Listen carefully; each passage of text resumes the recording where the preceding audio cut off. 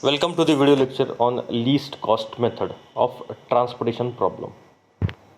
So in this video lecture we'll be seeing definition of least cost method, the application of least cost method, steps involved while solving the numericals in least cost method, and the numerical on the least cost method. Now the definition of least cost method. So the least cost method is another method used to obtain the initial feasible solution for the transportation problem. So in this method, the allocation begins with the cell which has the minimum cost. The lower cost cells are selected over the higher cost cell, which the objective to have the least cost of the transportation. Now the examples of the least cost method can be factories, warehouses to achieve unique mission and goals of the agencies. Now the steps involved while solving the numericals with the help of least cost method. The first step is to identify the cell with the least cost. Then in that the second point is if there are more than one cells with the minimum unit, then select that cell amongst them which have more number of units and which can be allocated to them, considering the row and supply demand.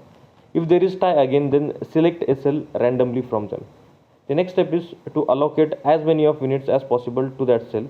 Then cross out the row or column or both that is exhausted by this assignment. The next step is to find out the cell with the lowest cost from the remaining cell and repeat the above steps 2 and 3 until all the units have been allocated. We'll be see the example based on least cost method. So in this example there are 4 rows which represent the supply, that is S1, S2, S3 and S4.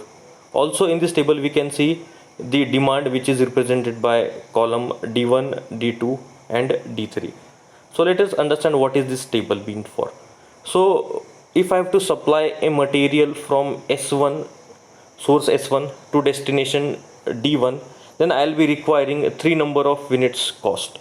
Similarly, if I have to travel, or if I have to supply material from S4 source to D3 destination, then I will be requiring 7 number of units.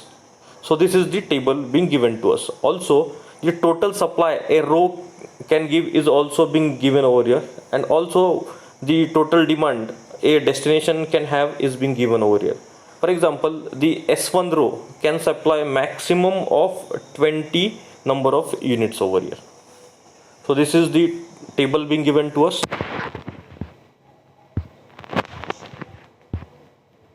Now again in this table we can see the data being given to us. Now we have to select the cell with the minimum cost. So in this we can identify the cell with the minimum cost, that is the cell S1 D3 and S2 D3 having unit cost 1, that is there is a tie in between these two cells.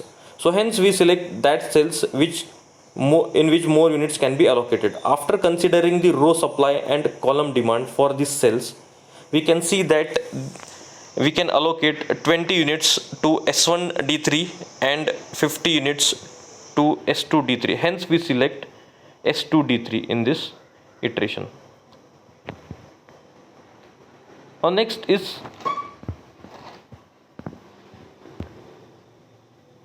to allocate the minimum cost for the next cell.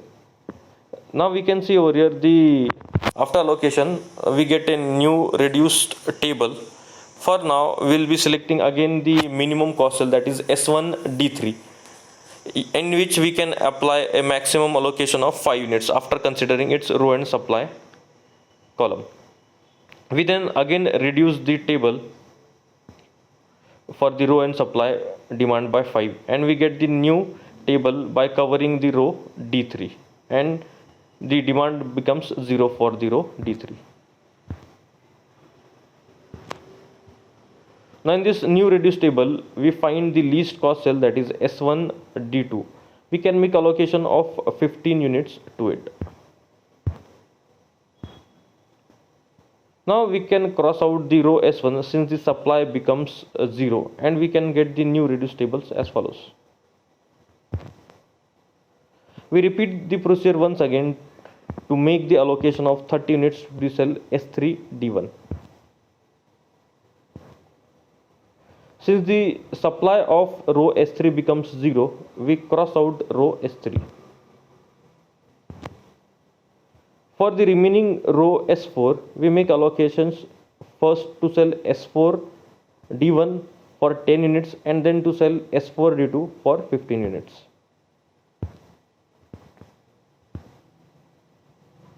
And we reduce the table. Now finally we need to calculate the total cost. So the total cost is calculated as 15 into 2 plus 5 into 1 plus 50 into 1 plus 30 into 3 plus 10 into 4 plus 15 into 6, which is equal to 305. So thank you very much.